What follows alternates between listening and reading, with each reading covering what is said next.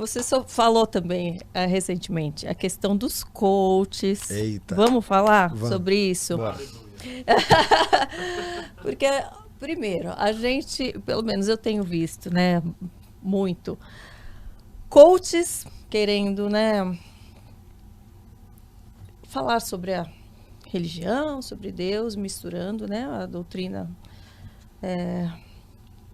religiosa, enfim, de Deus do trabalho coach, e como a gente vê o contrário também, né, pastores se deixando levar por regras de comunicação, por não sei o que, isso aqui vai bombar mais e não sei o que, e às vezes esquecendo dos verdadeiros princípios, né, da humildade, para chegar, né, às pessoas de uma forma mais sincera, mais humana.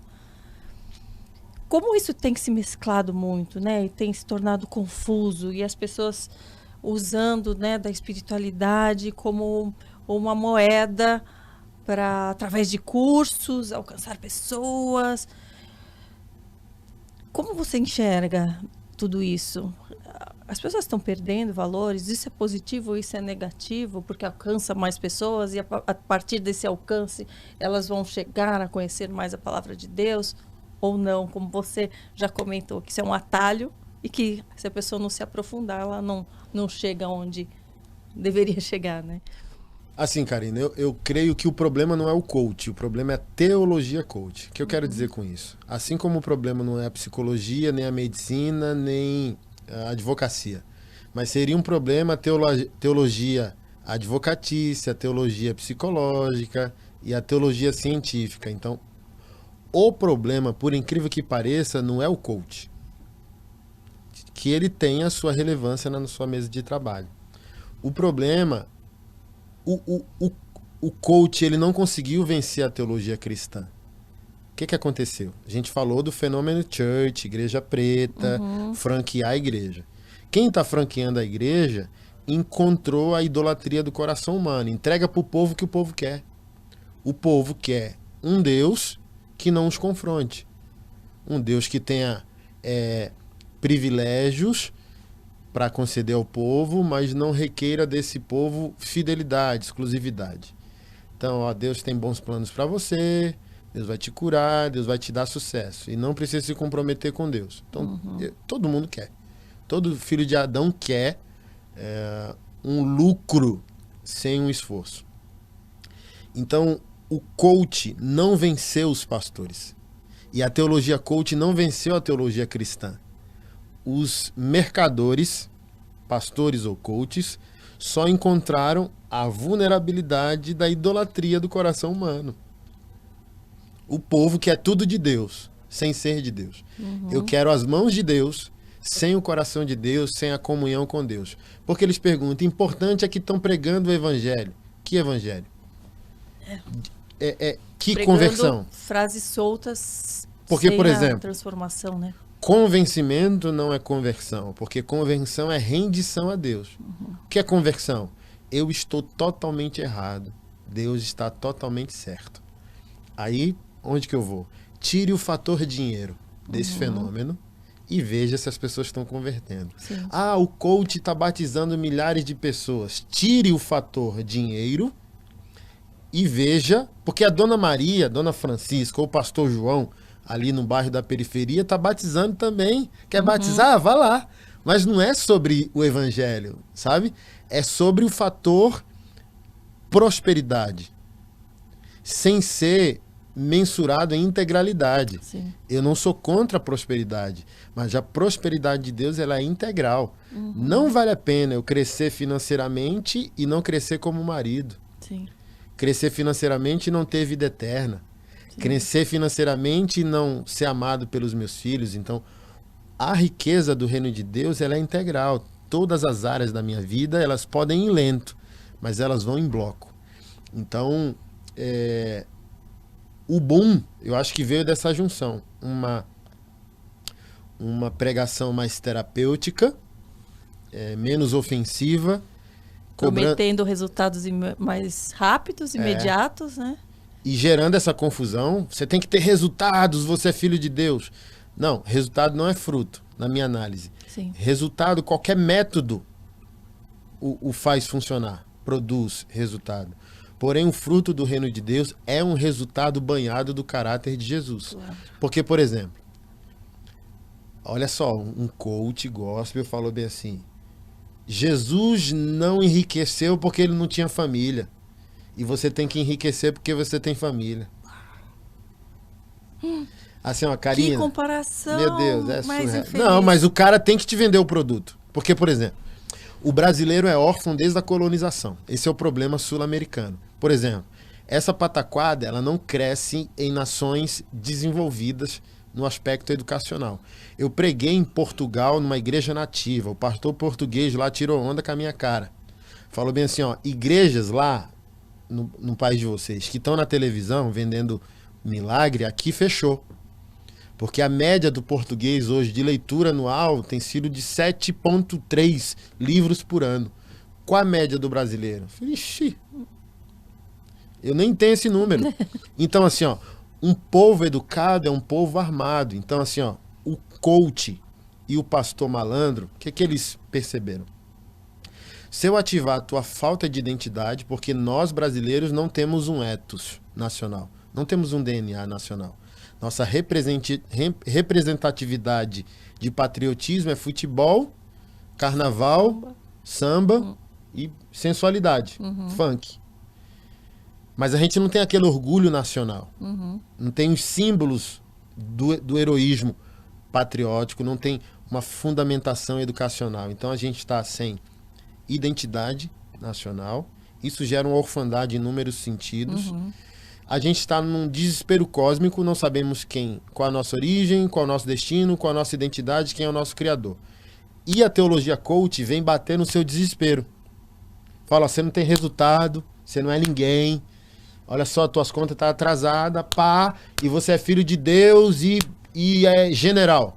O pastor Silas Malafaia pregou agora domingo. Para ser general no exército, você é de 40 anos, no mínimo. Aí vem um cara dizendo, compra meu curso, você vai virar general do reino. Secularmente, você ser general de alguma coisa, se for. Nem todo militar vai virar um general. E se virar, só depois de 40 anos. Então, assim, ó, o que os coaches estão dizendo por causa da venda. Tira o fator venda e o fator dinheiro para ver se você ativa o coração desse povo. Tira o dinheiro, tira o curso e veja se esse povo diz, eu quero Deus. Eu quero vida eterna, eu quero santidade. Não, o cara tá dizendo que eu sou filho de Deus, posso governar, é só destravar, meu problema não é essa alienação cósmica com o Criador, não é meu pecado, não é a minha separação, é a minha alma travada. Então eu pago 10 mil num curso, o cara me destrava. E tá salvo. E tá salvo. E tô agora próspero. Não, aí... Então, assim, ó, essa abordagem, ela só ativou nossa ganância, porque assim, ó, eu disse, profetas, o Senhor, os apóstolos e os reformadores não nos dão esse testemunho histórico de ganância. Uma coisa, olha só, na minha análise, não sei o que você pensa, comente sua percepção. Para mim, humildade não é ser pobrezinho de maré desci, tá? O que é humildade? Você ser um bilionário e ter potência sob controle. Porque Jesus não é esbanjador? Porque Jesus é Deus. O que ele tem que te provar, Karina? Por que Jesus, para provar que é Deus, tem que vir numa Ferrari? Descer num helicóptero? Se ele fala, vou encontrar os discípulos, sai andando sobre as águas, tu paga imposto? Ele diz, ih, rapaz, eu não preciso de carteira. Aí ele dá uma ordem com a mente dele, a moeda é gerada dentro do peixe e manda na hora o peixe morder o anzol. O cara vai, abre o peixe, tá lá o imposto para ele e para o discípulo. Então, assim, ó. Ele ativa na mente de quem está ali assistindo aquele desejo pelo dinheiro, a ganância, né? Ele tá ativando. Cresça. Não é sobre isso. Cresça, floresça, seja o melhor na sua área. Porém, quando você vê os verdadeiros bilionários, vê o Zuckerberg, vê o da Microsoft lá, o... Bill Gates. Não, Bill Gates. Do tipo assim, ó, os caras estão de Hering, sem cinto, sem... Sem aquela tranquilão. marca desse então, tamanho, assim, ó, né? Quando você prospera de fato, você tem potência sob controle. É isso que eu gostaria de ver. Não um povo ganancioso, mas um povo que vai crescer para a glória de Deus. Nações mais desenvolvidas que a nossa, eles trabalham com filantropia. Por causa da nossa orfandade colonizadora, até a esmola virou indústria. Por quê? Porque o cara que pede esmola explora a nossa culpa. Como a gente é um povo omisso, reagimos à culpa. Então lá em Brasília, não sei aqui, perto do Natal, se monta acampamentos perto do shopping center. Porque aquele pessoal entendeu que uma sociedade alheia à fraternidade está culpada. Se eu explorar a culpa dele, ele vai me dar tudo.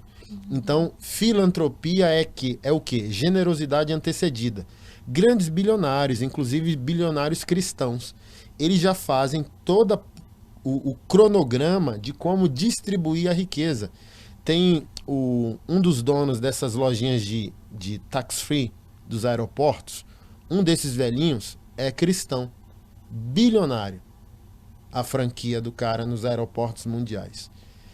É notório e público que há 5 anos mais ou menos ele chegou para a esposa e disse: só precisamos, para terminar a nossa velhice, de uma reserva de 10 milhões.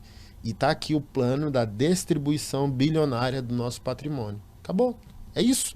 O único sentido de te fazer crescer e prosperar é propósito. Então, do tipo assim, ó, você é cristão, por que você quer ser o maiorzão, o grandão, o milionário? O quê com isso? Jesus Cristo disse o quê?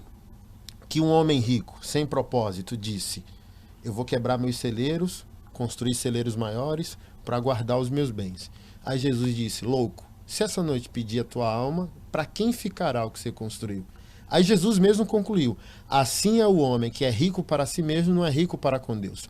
Aqui a questão não é riqueza, Karina, porque a gente tem 2 exemplos bíblicos sobre isso. Jovem rico, José de Arimateia, discípulo rico. A Bíblia fez questão de dizer: e um discípulo rico de Arimateia chamado José. Então, a pergunta que eu faço: por que Jesus pediu tudo ao jovem rico e não pediu nada a José de Arimateia? Porque para o jovem rico, o dinheiro fazia parte da identidade dele. Ele não amava e não era amado sem o patrimônio. E José de Arimateia tinha o dinheiro como ferramenta. O dinheiro é servo e não senhor. Então, o problema nunca é a prosperidade, o problema nunca é o dinheiro. O problema é o amor ao dinheiro, a ganância e a falta de propósito. Eu quero, e todo cristão deveria querer crescer e enriquecer. Olha, lidero 35 projetos, eu quero enriquecer e muito. Para poder liderar mais, para poder prover mais, né? Por favor. Mas, por exemplo, se eu morrer amanhã, eu morro bem. Sim. Porque eu não morro em dívida com Jesus. A questão é: produzo para a glória de Deus, entrego para a glória de Deus. Eu não consigo, o cristão não deveria viver um propósito de prosperidade desassociado do plano redentivo de Deus. Sim. Eu só vou produzir para entregar para a glória de Deus. Sim. Então cresça mesmo, tenha resultados maravilhosos, mas entregue na mesma proporção de: se você morreu hoje, até seu extrato bancário prova que você viveu para a glória de Deus. Quando eu estou ensinando prosperidade e empreendedorismo, num projeto que eu tenho chamado Empreendedorismo Missional, imprime seu extrato, pega um marca-texto, e se você não conseguir marcar metade para você, metade para Jesus, revisite seus valores. Porque a nossa existência, inclusive a financeira, tem que estar apontando para quê? Para a Nova Jerusalém, para a eternidade.